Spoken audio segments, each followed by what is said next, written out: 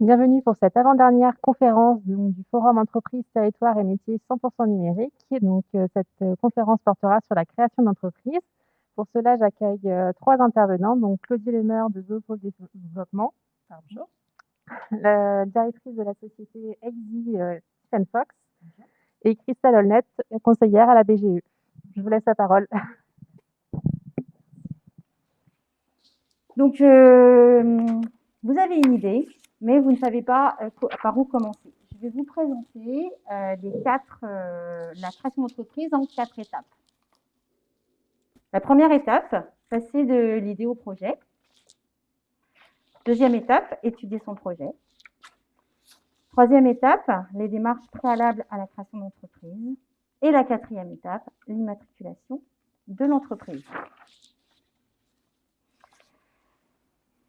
Posez-vous la question d'abord, êtes-vous prêt à entreprendre et passer à l'étude de votre projet? Vaste question qui en demande beaucoup d'autres. Quelle est votre motivation? Vivre un rêve, votre vieux rêve? Est-ce que c'est créer votre activité? Est-ce que je veux créer suite à une opportunité? Posez-vous la question aussi, avez-vous les ressources pour? Est-ce que mon enveloppe financière, je peux la mettre au service de mon projet?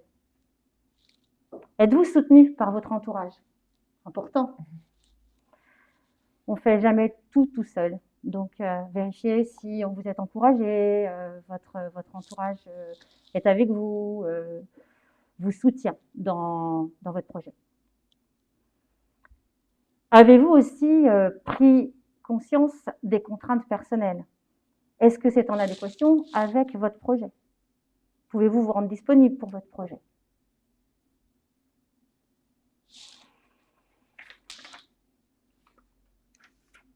D'autres questions à se poser. Que voulez-vous faire? À quoi vous aspirez? Quel est mon projet de vie? Est-ce que c'est en cohérence avec mes aspirations personnelles, mes valeurs? Que voulez-vous vendre? À qui? Là, je vous dis souvent, mettez votre petite casquette d'inspecteur et allez à la pêche aux infos. Allez chercher l'information. Récoltez des avis auprès de votre entourage. Rencontrez des professionnels du secteur envisagé. Analysez les contraintes de l'activité. Posez-vous la question. Est-ce que j'ai la qualification? L'expérience? Quelle est la réglementation? Les normes en vigueur? Quelles sont les contraintes de fabrication, d'approvisionnement, de commercialisation, etc., etc. Petite méthode qui est qu'on connaît tous maintenant, hein, c'est le CQQ-COQP. Donc prenez vos notes. Comment, quoi, qui, combien, où, quand et pourquoi. Et déjà, quand on a répondu à ces questions, on a bien avancé. Donc moi, je vais vous parler un petit peu plus de l'idée à la création, ce qui vient en complément avec ce que Christelle indiquait tout de suite. Nous, on accompagne des porteurs de projets innovants, des entreprises qui ont des projets qui innovent et qui ont des projets innovants. Donc l'idée de départ, c'est de trouver une idée, et mieux vaut qu'elle soit bonne, cette idée, et qu'elle soit un petit peu innovante. Ensuite, on n'hésite pas à faire beaucoup de tests et d'expérimentations. L'identification d'un marché, on en reparlera tout à l'heure, c'est primordial. Il faut identifier un besoin, et notre produit répond à un besoin, à une attente qui est exprimée ou pas forcément exprimée par les consommateurs. Ensuite, on parlera du modèle économique, et Christelle vous parlera de l'installation de l'entreprise et donc statut juridique. L'idée, c'est que c'est assez itératif, on va vers le marché, on fait des tests, on réfléchit à son modèle économique, mais on n'hésite pas à se remettre en question au fil du temps. Alors nous, avec nos porteurs de projets, on travaille beaucoup l'empathie client. Qualifier au mieux le besoin, transformer son expérience personnelle en expérience utilisateur et client. C'est pas parce qu'on a un petit problème, nous, que c'est une généralité. Il faut aller au-devant des futurs clients et utilisateurs de sa solution pour vraiment identifier les vrais problèmes et apporter un service et un produit nouveau ou quelque chose qui s'adapte à ce qui existe déjà, mais avoir une notion de nouveauté. Pour ce faire, il faut tester, expérimenter, aller au plus vite sur le terrain comme on le disait, rencontrer des futurs clients. Alors, on vous a mis quelques exemples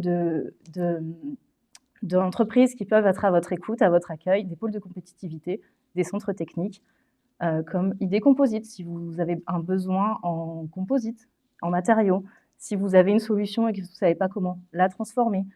Donc, ça permet, en fait, ces entreprises et ces pôles de compétitivité permettent d'identifier les verrous technologiques, les points de blocage, et c'est en ça que vous allez faire votre marqueur différenciateur. C'est confronter son service ou son produit à son public et son marché via des tests, des expérimentations. Et une fois encore, on insiste sur le fait de se remettre en cause et faire évoluer son offre. Un autre logo qu'on a mis aussi sur cette slide, qui est l'emballe terre et mer, il faut aussi s'appuyer sur les collectivités. Donc sur notre territoire ici, c'est l'emballe terre et mer.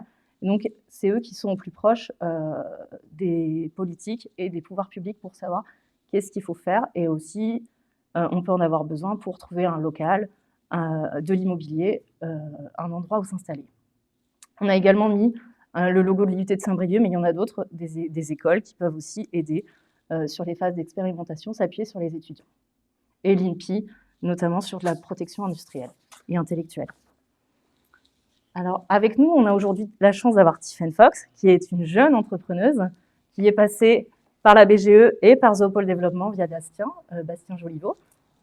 Donc, Tiffaine, est-ce que tu peux nous faire un petit peu la présentation de ton parcours, deux, trois mots sur ce qui tu es et quel est ton projet qui se transforme? Bonjour, merci pour jeune entrepreneur, ça fait toujours plaisir. Donc je suis la fondatrice et dirigeante de Easy, qui d'une manière assez simple en fait est une entreprise qui fabrique du granulé de bois, mais sans bois, puisqu'en fait on utilise nos ressources naturelles et on utilise notamment nos fougères. Je pense que vous avez tous vu en vous baladant que les fougères peuvent être une plante dite dominante qui repousse tous les ans et donc au lieu de les détruire et rien en faire du tout, nous on prévoit d'en créer du pellet, donc du granulé, pour que chacun puisse se chauffer. D'accord. Et donc, comment est-ce que tu as eu cette idée assez originale? Assez folle. En fait, c'est assez simple. C'est que j'ai eu une première carrière, donc on est en plein dans la reconversion professionnelle. J'ai travaillé pendant 20 ans dans la grande distribution, et puis au bout de 20 ans, j'avais un peu envie de faire autre chose. Et donc, le moment indispensable, c'est rester à l'écoute. Donc, je savais que j'allais faire autre chose, je ne savais pas quoi. Et en rencontrant, en échangeant avec des amis en Angleterre, ce projet, ou un semblant de ce projet existait en Angleterre. Et donc, je me suis dit, mais c'est assez intéressant de prendre des fougères. Il y en a aussi plein en Bretagne. Moi, je suis bretonne, j'ai envie de faire quelque chose pour la région. Je prends l'idée, je l'embarque et je me lance. Voilà. D'accord. Et tu n'es pas du tout de ce milieu-là, en fait, donc c'est une reconversion professionnelle. Comment as-tu fait pour y arriver et trouver... Ah ouais, donc je ne suis pas du tout de ce milieu-là, effectivement, parce que venant de la grande distribution, j'ai fait un grand écart. Alors, la première chose, c'est refaire une bonne étude de marché. Parce qu'en fait, on part de l'idée, on se dit, ouais, c'est super, etc. Il fallait quand même retester si ça marchait. Si ça pouvait marcher en France, si ça pouvait marcher en Bretagne, qu'est-ce qu'attendaient nos clients, etc. Et tout l'environnement. Donc ça, c'était la première grande question. Et puis après, la deuxième grande question, quand on ne vient pas de ce milieu-là, c'est de s'appuyer sur ses forces, parce qu'on a j'avais quand même pas rien fait pendant 20 ans. Donc le réseau, la gestion de projet, et identifier ses forces. Et donc ça, c'est bien d'être accompagné pour le faire, parce qu'avoir des regards extérieurs, ça nous permet d'avancer plus vite. La deuxième chose, c'est compléter l'équipe avec des compétences que moi, j'avais pas. Donc on a notamment François qui va nous rejoindre, qui est un agriculteur, qui connaît bien le monde agricole et qui va nous aider sur toute la partie production et relations. Et le troisième point, parce que même à nous deux, on ne savait pas encore tout. Et donc, on s'est fait accompagner par des expertises extérieures. Donc, aussi bien au niveau d'agences de communication, médiapilotes, d'avocats, mais aussi de laboratoires, parce qu'on est sur des phases, on est sur des produits un peu sensibles quand même. Et donc, dans ces cas-là, c'est assez simple, c'est prendre le meilleur et prendre des gens avec qui ça fit, qui ne vont pas hésiter à vous challenger, parce que c'est ça qui nous fait avancer. D'accord. Donc oui, j'aimerais bien qu'on revienne sur l'étude de marché, parce qu'effectivement, Tiffaine est arrivée dans mon bureau, elle m'a dit, j'ai une idée folle, qu'est-ce qu'on fait? On l'étudie, oui, on y va, allez, on étudie l'idée. Donc, le préalable, c'est ça, j'ai mon idée, ok, maintenant mon idée, est-ce que je peux la réaliser ou pas? Et sans une étude de marché approfondie, efficace, on ne va pas plus loin. Donc, comment je vérifie mon marché?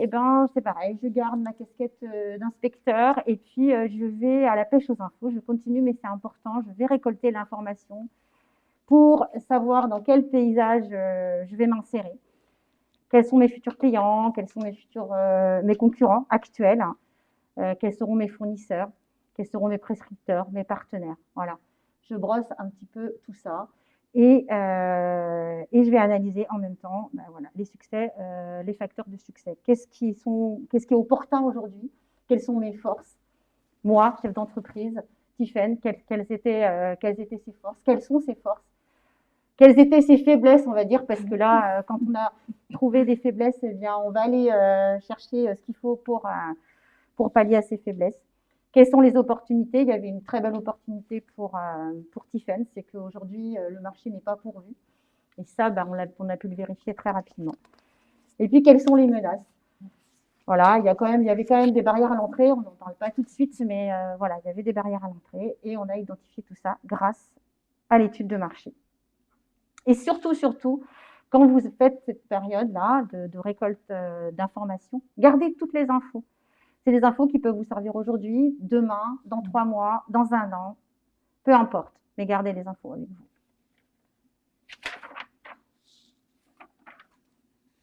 Donc, on a fait notre étude de marché. Voilà, notre idée, elle est bien, on sait, on l'a vérifiée. Maintenant, savoir la vendre, c'est mieux.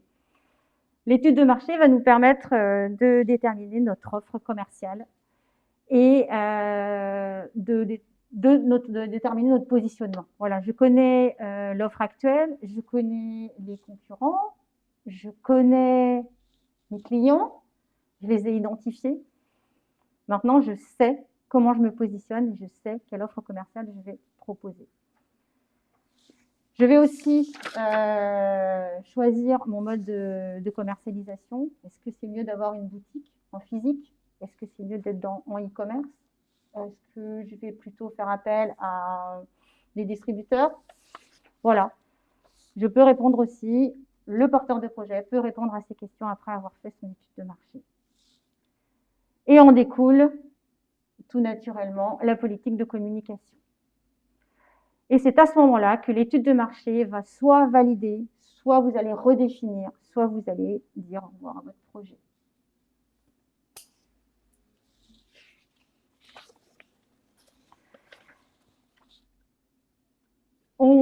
Quand on arrive là, on se dit « Ok, c'est bon, mon idée, elle est vérifiée, il y a du potentiel, je vais vérifier la rentabilité et la faisabilité de mon projet. » Et là, on va se poser la question de se dire « J'ai besoin de quoi pour démarrer mon entreprise?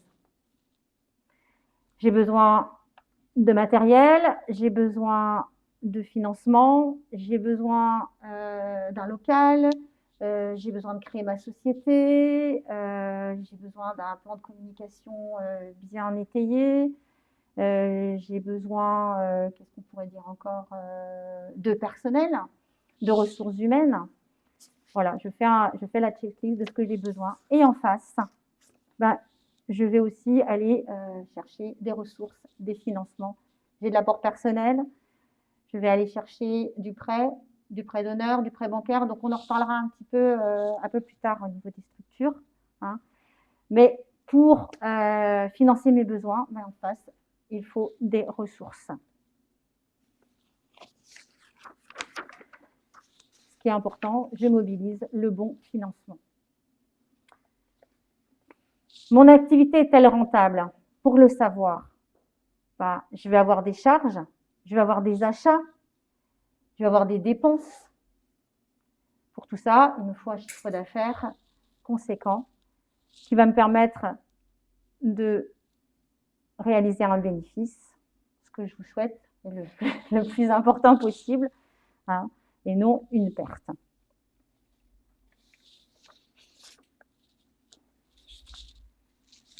Quand on a déterminé tout ça, on arrive à la fin. Alors souvent, quand les personnes arrivent dans mon bureau, la première chose qui me pose la question, c'est le statut. Non, le statut, c'est à la fin. Et puis, alors, la règle d'or, c'est qu'un statut ce n'est pas un statut miracle. L'important, c'est quand on a étudié tout son projet, qu'on arrive, qu'on a fait notre business plan, qu'on a fait notre prévisionnel, le plan de financement, le prévisionnel, là, on va se dire, bon, quel statut juridique est le plus adapté à mon entreprise? soit je vais démarrer une entreprise individuelle, ça suffit, voilà, par rapport à l'activité. Et puis, il y a aussi des métiers réglementés où on ne peut pas faire autrement que d'être en entreprise individuelle. Vous pouvez aussi, si vous êtes seul ou à plusieurs, créer une société, EURL si vous êtes seul, SARL si vous êtes à plusieurs, SAS si vous êtes à plusieurs, voilà. On peut aussi créer, de façon indépendante, individuelle, à plusieurs. On peut aussi avoir d'autres statuts qui peut être un statut intermédiaire entre le salariat et l'entrepreneuriat. Je vais faire un petit focus sur ce qu'est un entrepreneur salarié. Il existe ici dans le 22, ça s'appelle la CAE, l'avant-première, qui permet à l'entrepreneur de créer son activité en étant entrepreneur salarié. C'est-à-dire que vous êtes chapeauté par une scope d'activité et d'emploi. Cependant, votre chiffre d'affaires crée votre salaire.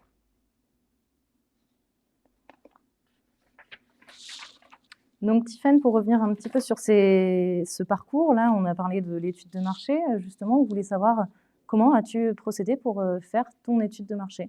Tu en as parlé aussi tout à l'heure. Ouais, donc la première chose, c'est récolter les informations partout et pas hésiter parce que ça part dans tous les sens. Et c'est justement ça qui enrichit le projet et se laisser le temps pour ça. Dans mon métier précédent, on parlait bien sûr de besoins clients, mais surtout on parlait de comment je vais aller résoudre les irritants, ce qui embête mes clients, ce qui embête la communauté, les problèmes en fait. Et ça, c'est le point le plus important. Alors non seulement parce que c'est très à la mode au niveau des investisseurs, c'est quoi votre problème et c'est quoi votre solution, mais de toute façon, c'est vraiment le point essentiel pour démarrer une activité. Et donc, il faut que l'étude de marché tourne autour de ça. Répondre aux problèmes. Répondre aux problèmes. S'il n'y a pas de problème, en fait, il n'y a pas besoin de solution. Donc notre projet n'est pas une solution et ce n'est pas la peine d'en créer ou de créer des problèmes pour vendre sa solution. Ça ne marchera jamais. Et justement, aujourd'hui, ton produit n'est pas encore lancé. Il est en phase de test actuellement. Ouais. Comment as-tu réussi à convaincre justement des investisseurs pour investir dans ton projet? Alors, il faut croire à son projet, donc ça, c'est la première chose, parce qu'il faut avoir une capacité à convaincre relativement forte. Mais dès l'instant où c'est un projet sur lequel on a travaillé déjà, donc forcément, on n'a pas dit go ou no go juste parce qu'on avait envie, c'est qu'on a levé des verrous au fur et à mesure. Donc tout ça en fait, ça aide à concrétiser l'idée. Et du coup, quand on parle aux gens, on est tellement convaincu que c'est pas très compliqué de convaincre, quoi. Donc voilà, mais vraiment croire à son projet, l'avoir bien en tête, avoir tous les chiffres, et après, ça roule. C'est ce qu'on appelle souvent l'adéquation homme-projet, c'est d'incarner le projet pour pouvoir bien le transmettre. Et justement, comment fais-tu? As-tu encore des personnes qui sont sceptiques, des personnes encore à convaincre? Oui, et j'adore. En fait, j'adore ça, parce que les gens... en fait, si j'ai que des gens qui me disent « oui, ton projet est super », ça ne me fait pas avancer. Alors que des gens qui sont sceptiques, qui ont des craintes, voilà, en général, ils mettent en avant des problèmes que moi, je n'ai pas vus. Et donc, c'est ça qui me fait avancer. Et donc, je ne rêve que d'avoir des gens sceptiques, alors pas 100%, mais de toujours avoir des gens sceptiques autour de moi, parce que c'est ça qui nous challenge et qui continue à nous faire avancer. Qui remet un petit peu en question, voilà. Qui permet d'ajouter des briques à ton projet initial. Et il ne faut absolument pas en avoir peur, parce que c'est un peu déstabilisant au début, mais il faut vraiment le prendre comme un vrai cadeau, en fait. Toutes ces questions, c'est un vrai cadeau pour continuer à avancer. Et en tant que porteur de projet, le conseil que tu peux donner, c'est surtout se remettre en question et ne pas avoir peur de devoir remettre en cause son projet. Et c'est pas parce que quelqu'un remet en question ou soulève une problématique qu'on n'avait pas vue que tout le projet s'arrête. Non, c'est juste la prochaine étape, la prochaine marche ou la brique qui va faire avancer ou le petit détour qu'on va faire qui va faire que peut-être ce sera le chemin principal par l'avenir. Ok. Alors moi, je vais vous parler de la définition du modèle économique qui vient un petit peu avant, entre les deux en fait. Quand on parle du prévisionnel, c'est important. Nous, ce qu'on travaille avec nos porteurs de projets, c'est un outil qui s'appelle le Business Model Canva, qui permet de trouver la bonne équation, de tout remettre sur un seul et même poster. On peut appeler ça, ça peut souvent être un poster.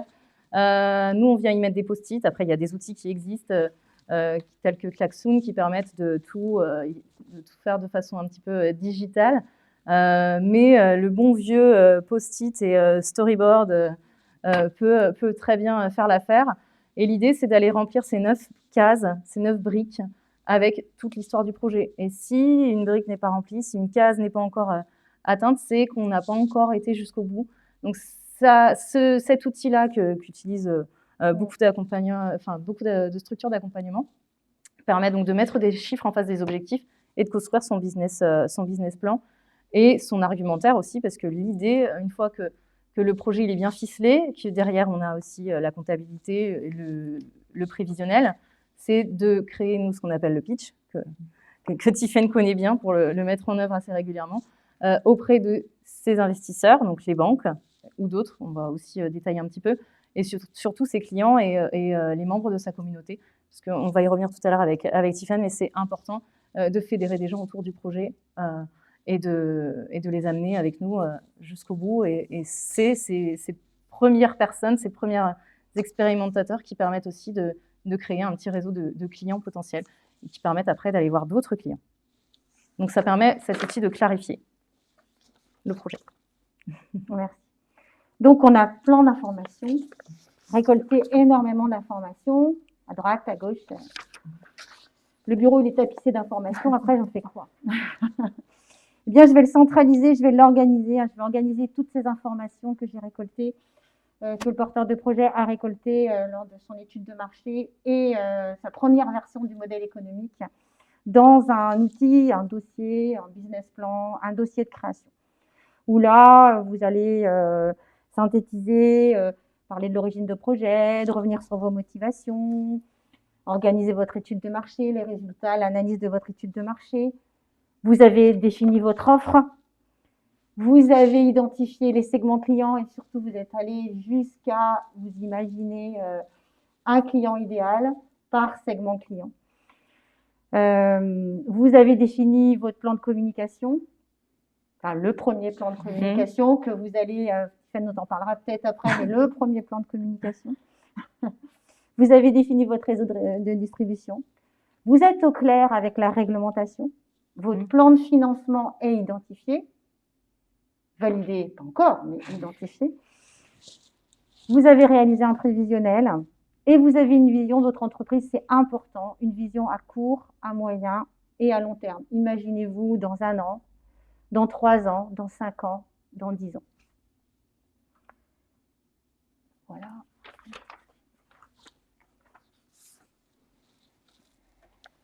Quand vous avez fait tout ça, on va passer aux démarches, aux démarches préalables. Auparavant, là j'ai fait un petit focus sur la Chambre des métiers. Auparavant, il était obligatoire, un stage de préalable à l'installation était obligatoire à la Chambre des métiers. Dès que vous vous inscriviez en tant qu'artisan, vous deviez réaliser ce stage. Aujourd'hui, il n'est plus obligatoire. Cependant, il y a des formations à 5 jours ou un peu plus longues qui sont importantes et indispensables pour acquérir les compétences entrepreneuriales. Donc, ne vous en privez pas. Il y a aussi des financements qui vous permettent d'assister à ces formations.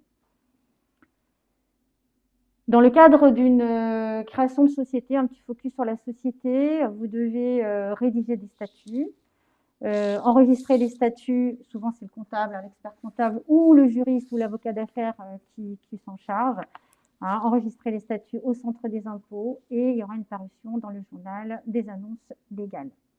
Et l'important aussi, c'est d'ouvrir un compte professionnel à la banque.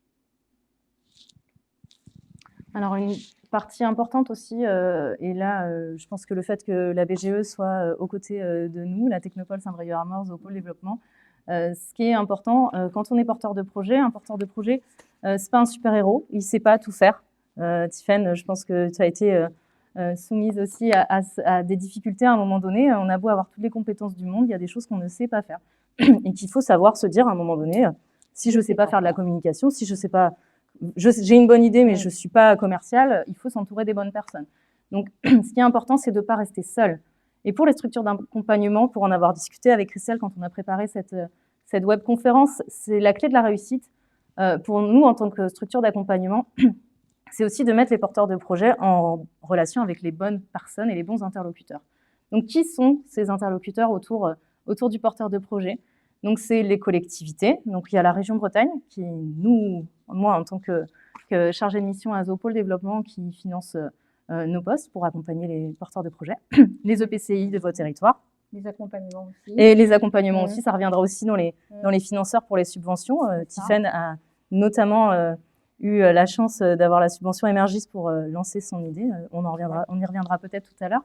Il y a également les EPCI du territoire, donc les communautés d'agglomération, communautés de communes, dont Lamballe Terre et Mer qui nous accueille aujourd'hui sur son territoire.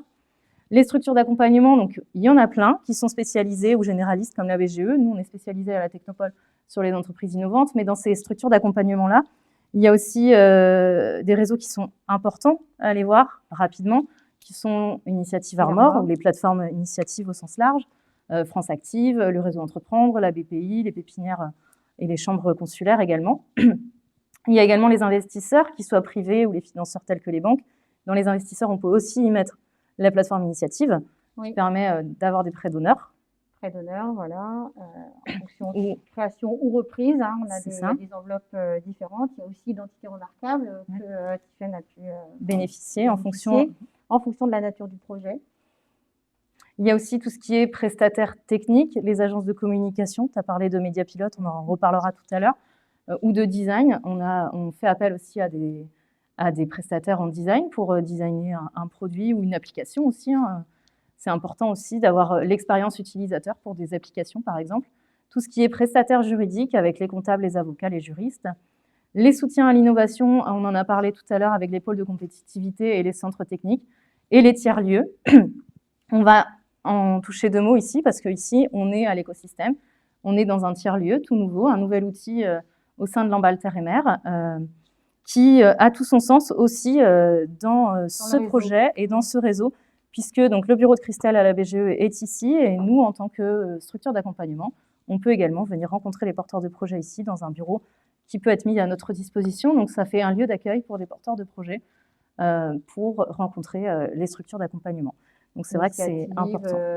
Bretagne Active.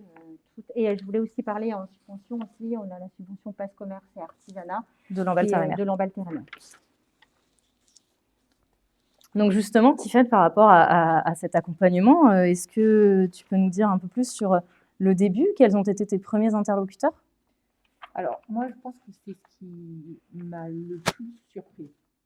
Le niveau d'accompagnement, à la fois par la qualité, la quantité et la bienveillance. C'est juste incroyable. Je n'ai pas du tout de ce milieu-là. J'ai fait une reconversion professionnelle, donc je pensais que j'allais galérer beaucoup plus que ça, globalement. Dans le privé, du coup, en plus. Et en plus dans le privé, donc voilà. Donc si je vais forcément en oublier, donc je suis désolée, mais je vais essayer de faire un grand merci déjà à tous ceux qui m'ont accompagnée.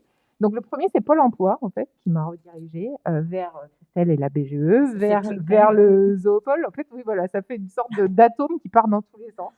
La région Bretagne, Lamballe Terre et Mer, la commune des Noms, Initiative remarquable, Initiative d'Armor, etc., etc. Et c'est juste incroyable et ça fait vraiment du bien parce que comme tu disais, on n'est pas Superman ou Superwoman et globalement, c'est ça qui nous aide à avancer, c'est tout cet écosystème qu'on a autour de nous.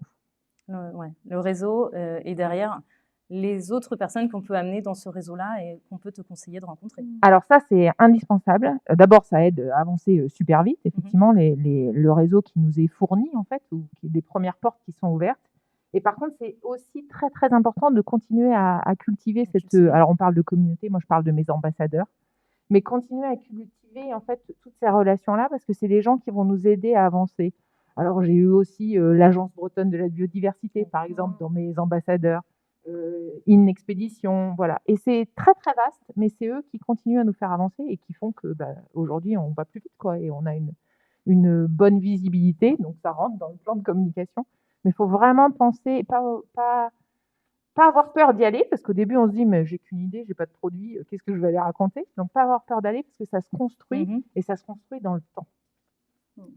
Et donc pour rentrer un petit peu dans le détail, comment est-ce que tu as été accompagnée pour justement faire ton étude de marché et trouver ton marché?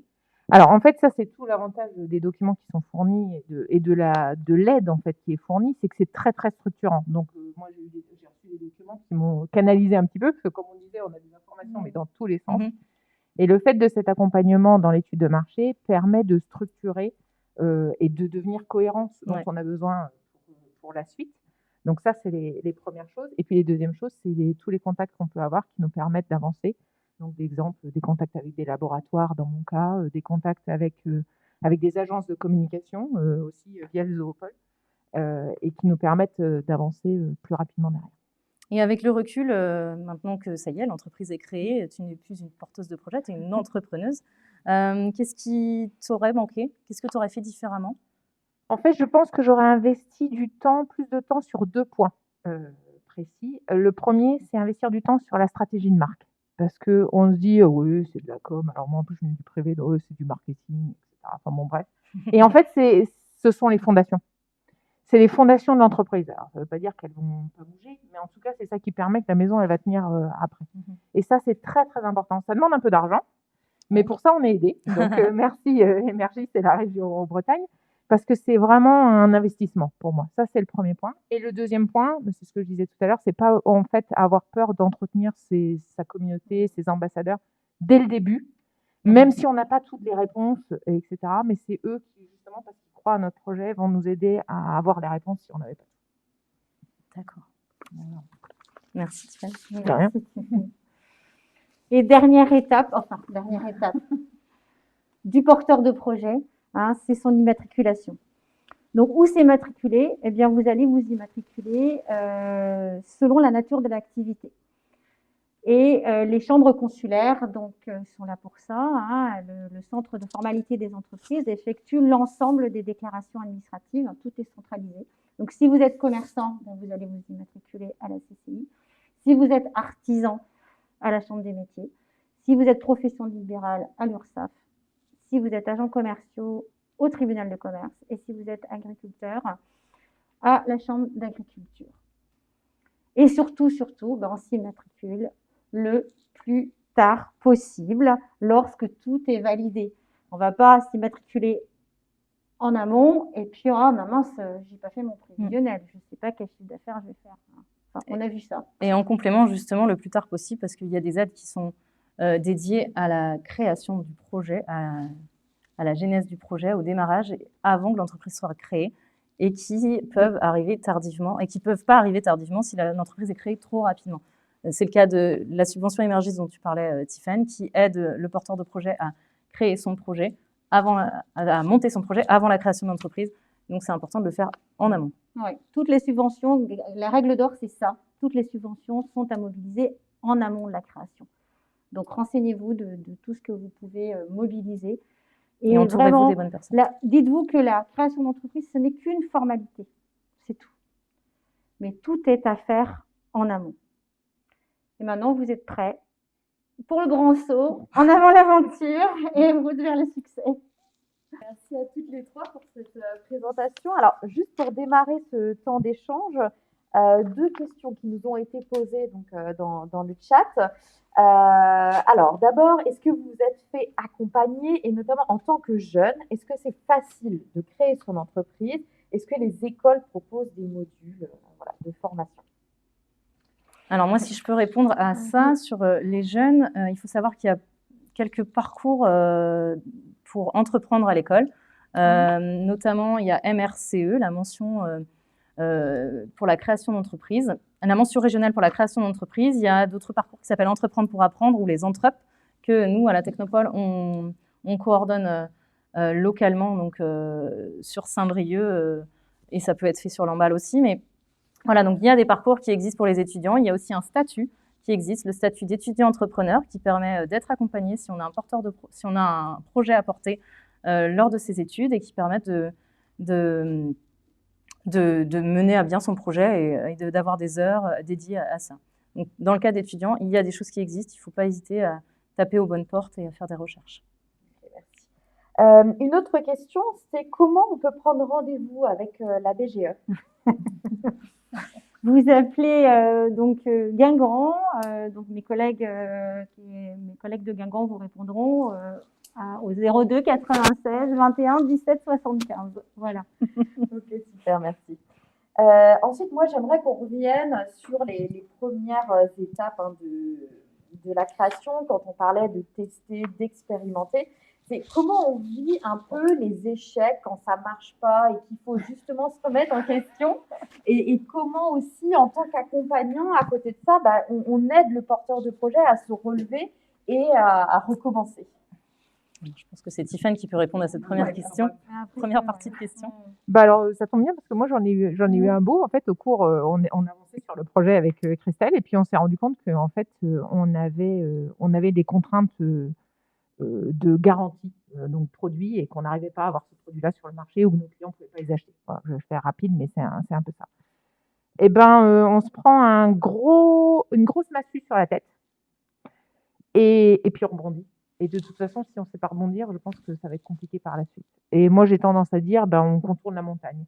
Donc là, c'est là où il faut commencer à réfléchir à, si ça ne marche pas, comment je peux le vendre? Donc, moi, dans mon cas, comment je peux vendre le produit? Comment je peux lever ce frein? Comment je peux travailler avec le zoopole pour avoir accès à des labos et vraiment lever ce frein? Comment, dans mon cas, j'ai pu travailler avec des constructeurs de poêles qui vont m'aider et qui, eux aussi, donc dans ma communauté, dans mes ambassadeurs, qui vont m'aider et qui, eux, sont prêts à bouger un peu les pions sur le sujet. Et puis, avoir 12 plans d'avance. Donc, aujourd'hui, je vous parle de granulés de bois. Si ça se trouve, dans un an, je vous dirais, non, ça ne l'a pas fait ou ça ne l'a pas fait tout de suite et ça le fera dans 5 ans parce qu'il me faut un peu de temps. Et puis, d'ici là, je ne sais pas, je vais vendre du savon à la fougère. Je vous dis n'importe quoi, mais en tout cas, c'est ce genre d'idées qui sont déjà dans toutes mes affaires sur le bureau qui traînent dans tous les sens. C'est toutes ces idées qui sont à côté parce que si on répond à une problématique qui en plus est une problématique innovante, de toute façon, on va avoir des portes qui vont se fermer devant nous. Donc, il faut qu'on apprenne à contourner et il faut avoir plein de solutions de repli au cas où. D'où je reviens sur l'offre sur l'offre de service, l'offre produit. Souvent, quand je travaille avec un outil, c'est un arbre à produits très simple, et on va dire, voilà, le porteur de projet ou la porteuse de projet va dire, moi, pour moi, aujourd'hui, mes activités principales, c'est telle et telle chose. Après, je lui dis, OK, c'est telle et telle chose, pas de problème. Mais qu'est-ce que tu envisages de faire à 2 ans, à 3 ans? Et on rajoute aussi des choses. Et après, on va vérifier les barrières. Et puis, parfois, tu te dis, sur l'activité que tu avais pensé démarrer tout de suite, non, c'est pas celle-là qui va démarrer tout de suite. C'est l'autre que j'avais pensé démarrer dans 2 ans. Donc, elle a raison en disant, il faut 12 plans. Enfin, moi, je dis un plan B, un plan C. Bon, voilà. Pour Tiffany, c'est 12. Il ne faut pas hésiter à se remettre en cause, en question, voilà. Une fois encore. Là, le fait de réfléchir, de se reposer les bonnes questions et de se dire que cet échec que l'on vit là, c'est peut-être une opportunité pour faire autre chose, quoi. Et alors, en tant qu'accompagnant, c'est sûr que c'est compliqué. On prend un peu la casquette du psychologue où on écoute et puis on essaie tout le temps d'en ressortir le meilleur. On se dit, voilà, c'est peut-être pas bon à ce moment-là, mais qu'est-ce que tu as fait de bon autrement? Ou essayer de ressortir toujours le meilleur parce qu'il y a toujours quelque chose de mieux à côté. Faire des allers-retours sans arrêt. Quand on parlait du canvas, d'itération même. Voilà, on fait tout le temps des allers-retours. Tout le temps. Super.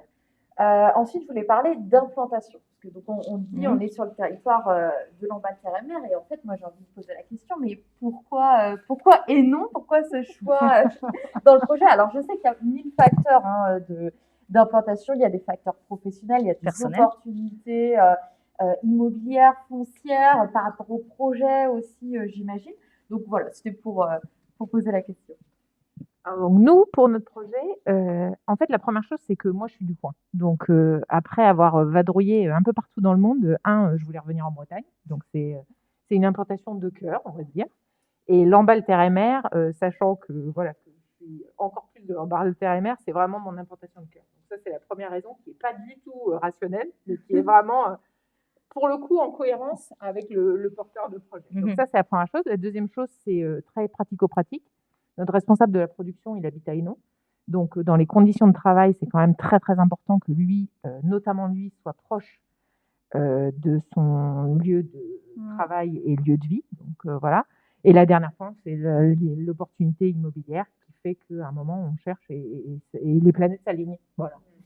On avait besoin d'espace aussi. Voilà. Pour le projet, il y avait besoin d'espace. Et voilà, c'était aussi... En tout cas, on est ravis de vous avoir sur le territoire. Et je ne devrais pas laisser aller ailleurs. Et la dernière question où en fait, discussion que j'aimerais avoir, c'est quand on parlait de s'entourer des réseaux et des lieux. Et en fait, j'ai envie de parler de l'écosystème. On est ici aujourd'hui. Donc, l'espace de coworking de Lamballe Armor. Et par exemple, Christelle, en tant que conseillère de la BGE, vu que maintenant l'antenne de Lamballe est située à l'écosystème, voilà, comment tu vois les choses, la dynamique, l'intérêt pour toi et puis pour les porteurs de projets qui passent te voir? Alors, il y a plein d'intérêts. Vraiment, enfin, moi, ça fait 4 ans que j'attends ça, donc je suis très contente d'être là. Ils le savent d'ailleurs, mais et ce qui est important, c'est qu'au moins, on est un lieu vraiment centralisé, où on centralise tous les acteurs de l'accompagnement, mais pas que. C'est-à-dire que il va y avoir tous les acteurs de l'accompagnement, les zoopôles qui peuvent venir, nous, enfin, je me nomme pas en dernier, désolée. France Active, comme tu disais tout à l'heure. Initiative, Bretagne Active, enfin, vraiment, vous nous permettez d'avoir un lieu où toutes les structures d'accompagnement peuvent se retrouver. Ce qui fait qu'aussi le porteur de projet, il arrive ici, il sait que s'il a rendez-vous avec telle structure, c'est possible que ce soit au même endroit. Donc, on est aussi sur de l'efficacité. Le chef d'entreprise, demain, il veut, et même avant, le porteur de projet, il a besoin d'efficacité et de réactivité. Et puis, il y a aussi tout ce qui est en amont, en amont de rencontres aussi avec d'autres chefs d'entreprise. Ici, on a un espace de coworking qui permet d'accueillir des chefs d'entreprise, donc faire marcher le réseau, rencontrer, avoir des retours d'expérience de chefs d'entreprise installés récemment ou pas forcément, ou depuis 5 ans, ou depuis 10 ans. Enfin, voilà. Ça fait, ça fait un mois que c'est ouvert, 2 mois que c'est ouvert. Ouais. Voilà. Et moi, j'ai pu, alors, j'ai à peu près 4-5 rendez-vous par jour et j'ai pu faire rencontrer les porteurs de projets avec des personnes qui étaient là en espace de coworking. Donc, à des tas de niveaux, c'est très intéressant. Super. Est-ce qu'il y a quelque chose que vous voudriez rajouter, donner envie à d'autres personnes d'entreprendre? Moi, j'ai juste envie de dire, quand vous croyez à quelque chose, lancez-vous. De toute façon, voilà, vous n'avez pas toutes les solutions avant de démarrer. Donc, il y a un moment, il faut se lancer. Et l'avantage d'ici et du réseau, c'est l'accompagnement qu'on a qui est juste incroyable. Et donc, qui permet qu'on peut se lancer même si tout n'est pas calé. C'est pas grave. On apprend en marchant. L'important, c'est d'être entouré. Voilà. Bien sûr. Merci beaucoup, en tout cas, à toutes les trois. Merci à vous pour l'accueil.